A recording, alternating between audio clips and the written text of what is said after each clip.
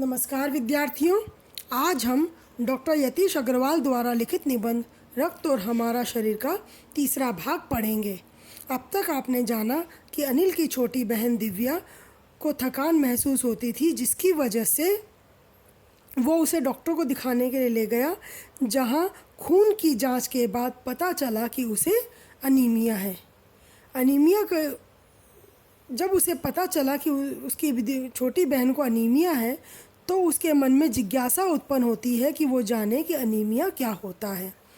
तो डॉक्टर दीदी ने कहा कि अनीमिया के बारे में जानने से पहले उसे जानना होगा कि रक्त आखिर किस चीज़ से बनता है, मतलब रक्त में क्या क्या चीज़ें होती हैं, रक्त की संरचना कैसी है।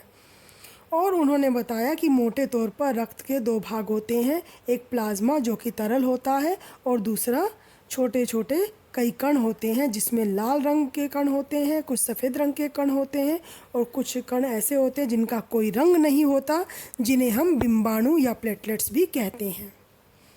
और अभी हमने लाल रक्त के कणों के बारे में जाना कि किस तरह लाल रक्त के कण जो है वही रक्त के लाल रंग को बनाने में सहायक होते हैं। रक्त को इन लाल रक्त के कणों की वजह से ही बनता है और इनकी बनावट एकदम बालूशाही जैसी होती है, गोल और बीच में से दबी हुई चपटी।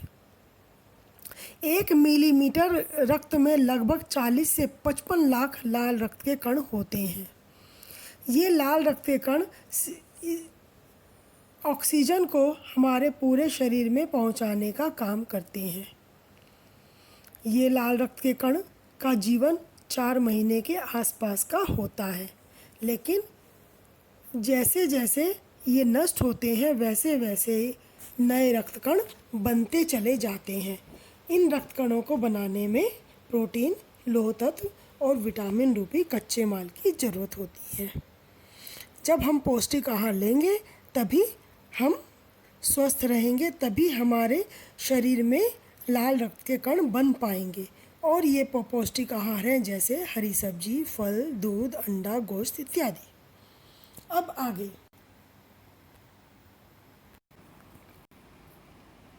यदि कोई व्यक्ति उचित आहार ग्रहण नहीं करता है तो इन कारखानों को आवश्यकता अनुसार कच्चा माल नहीं मिल पाता है। नतीजा यह होता है कि रक्त कण बन नहीं पाते और रक्त में इनकी कमी हो जाती है। अर्थात ये जो पौष्टिक आहार हमें लेना चाहिए, अगर कोई नहीं लेता है तो क्या होता है कि कारखानों में सही मायने में लाल रक्त की कोशिकाएं नहीं बन पाएंगी, और जब वो नहीं बन पाएंगी तो क्या होगा, लाल रक्त के कण हमारे शरीर में यानी कि हमारे खून में कम हो जाएंगे और लाल कणों की कमी को ही हम एनीमिया कहते हैं। और ये जो लाल रक्त के कण है ना, जो उनकी कमी को ही एनीमिया कहा जाता है। तो अनिल पूछता है, तो क्या संतुलित आहार लेने मात्र से हम एनीमिया से बचे रह सकते हैं? अनिल ने सवाल किया। तो दूसरा सवाल ये है कि अगर हम पौष्टिक आहार खाते हैं तो एनीमिया से बच सकते हैं हमेशा के लिए या नहीं? तो दीदी बोली, हाँ, यह कहना काफ़ी हद तक सही होगा। यूँ तो एनीमिया बहुत से कारणों से हो सकता है, किंतु हमारे देश में इसका सबसे बड़ा कारण पौष्टिक आहार की कमी है। वो बोले कि ऐसा हम बहुत हद तक कह सकते हैं। क्यों? क्योंकि वैसे तो अनीमिया होने के और भी कई कारण हैं, पर हमारे देश में अनीमिया होने का सबसे बड़ा कारण पौष्टिक आहार की कमी ही है। मतलब भारत में लोग क्योंकि पौष्टिक आहार नहीं लेते हैं, इसलिए भारत के लोगों में अनीमिया ज़्यादा मतलब कि अनीमिया होता है ज़्यादा। अनीमिया का कारण, सबसे मुख्य कारण पौष्टिक आहार की कमी ही है। इसके अलावा इस रोग का एक और बड़ा कारण है पेट में कीड़ों का हो जाना। दूसरा कारण है पेट में कीड़े। ये कीड़े प्रायः दूषित जल और खाद्य पदार्थों द्वारा हमारे शरीर में प्रवेश करते हैं। अतः इनसे बचने के लिए यह आवश्यक है कि हम पूरी सफाई से बनाए गए खाद्य पदार्थ ही ग्रहण करें। ये कीड़े हमारे पेट में आते कैसे हैं? ये कीड़े आते हैं दूषित जल पीने से या दूषित खाना खाने से। इसलिए ये ज़रूरी है कि हम सफाई का पूरा ध्यान रखें और साफ़ सुथरी ढंग से बनाई गई चीज़ों को ही खाएं। यह आवश्यक है कि हम पूरी सफाई रखें और खाने पीने की चीज़ों को साफ़ सुथरी जगह पर ही बनाएं और खाएं। भोजन करने से पूर्व अच्छी तरह से हाथ धो लें, साफ़ पानी पिएं। और हाँ, अनिल एक किस्म के कीड़े भी हैं जिनके अंडे ज़मीन की ऊपरी सतह पर पाए जाते हैं। एक चीज़ और, कुछ ऐसे कीड़े भी हैं जिनके अंडे ज़मीन की ऊपरी सतह पर होते हैं। मतलब वो ज़मीन पे यूँ अंडे छोड़ देते हैं, वो इतने छोटे होते हैं कि हमें दिखाई नहीं देते। इन अंडों से उत्पन्न हुए लार्वे त्वचा के रास्ते शरीर में प्रवेश कर आंतों में अपना घर बना लेते हैं। इनसे बचने का सहज उपाय यह है कि शौच के लिए हम शौचालय का ही प्रयोग करें और इधर उधर नंगे पैर ना घूमें।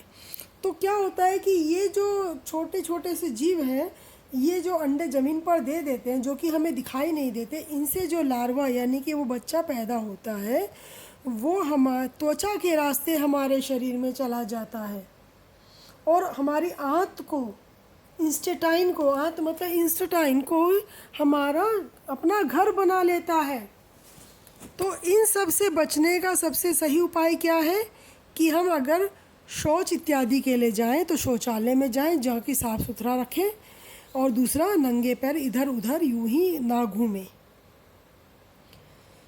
अनिल कहता है, दीदी यह तो बहुत ही महत्वपूर्ण बात बताई आपने। वह पल भर सोच में डूबा रहा, फिर बोला, आपने बताया था कि रक्त में सफ़ेद कण और बिंबाणु अर्थात प्लेटलेट्स कण भी होते हैं, शरीर में उनका क्या काम है? पहली बात तो ये है कि अनिल को ये बात जानकर अच्छी लगी कि हमें साफ़ सुथरा रहना भी रहना ज़रूरी क्यों है, कि अगर हम साफ़ सुथरी जगह पर नहीं रहेंगे तो जो छोटे छोटे कीड़े हैं, उनके जो लार्वा हैं, वो हमारे शरीर में त्वचा के रास्ते प्रवेश कर जाएंगे और आंत में अपनी जगह बना लेंगे। फिर उसे जाना कि चलो लाल रक्त की कणिकाओं के बारे में तो वो जान गया, और दीदी ने ये और बताया था कि रक्त में सफ़ेद कण और बिंबाणु भी होते हैं। तो उसने पूछा कि सफ़ेद कण और बिंबाणु यानी कि प्लेटलेट्स का क्या काम होता है शरीर में। अब दीदी उन्हें यह बताएंगी कि इनका हमारे शरीर में क्या काम होता है। दीदी बोली, सफ़ेद कण वास्तव में हमारे शरीर के वीर सिपाही हैं। जब रोगाणु शरीर पर धावा बोलने की कोशिश करते हैं तो सफ़ेद कण उनका ढककर मुकाबला करते हैं और जहाँ तक संभव हो पाता है रोगाणुओं को भीतर घर नहीं करने देते। बस संक्षेप में यूँ मान लो कि वे बहुत से रोगों से हमारी रक्षा करते हैं। तो सफ़ेद कणों का काम क्या है? सही मायने में वो सिपाही, यानी कि जैसे सिपाही का काम होता है ना, सीमा की रक्षा करना, सीमा से कोई भी दुश्मन घुसपैठ करे तो वो उसको दुश्मन को घुसने से पहले ही उड़ा दे ताकि हमारा देश सुरक्षित रहे। उसी तरह से ये सफ़ेद कण हमारे शरीर के वीर सिपाही की भांति है। ये क्या करते हैं? शरीर में बाहरी कोई भी रोगों का हमला होता है, किन्हीं भी रोगाणुओं का बाहर से हमारे शरीर पर अगर हमला होता है तो ये कोशिकाएं उनका मुकाबला करती हैं और कोशिश ये करती हैं कि ये रोगाणु हमारे शरीर में प्रवेश ना करें, और करें तो इसके भीतर घर ना बना पाए, मतलब उससे पहले उसको ख़त्म कर दिया जाए। और इनका काम सही ढंग से अगर माने तो यही है, अर्थात सफ़ेद कण की कोशिकाओं का सही काम ये है कि वे हमारे शरीर पर होने वाले किसी भी रोग के जीवाणुओं का हमला रोकती हैं और शरीर को रोगी होने से बचाती हैं। तो अगर देखो आज के संदर्भ में देखो तो इसीलिए कहते हैं कि शरीर का स्वस्थ होना बहुत ज़रूरी है। शरीर स्वस्थ होगा, इसमें जो हमारा खून बनता है वो सही ढंग से बनेगा और खून हमारे शरीर को रोगों से अपने आप बचाएगा।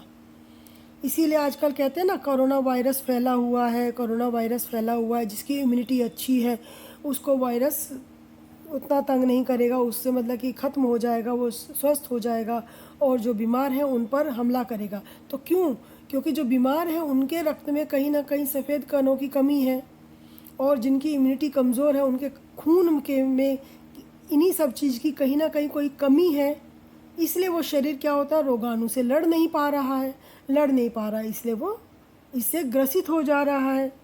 तो इन सब रोगों से बचना है तो आवश्यक है कि हम पौष्टिक आहार लें। अब आगे अगली कक्षा में हम बिंबाणुओं यानी कि उन कणों के बारे में पढ़ेंगे जिनका कोई रंग नहीं होता। धन्यवाद।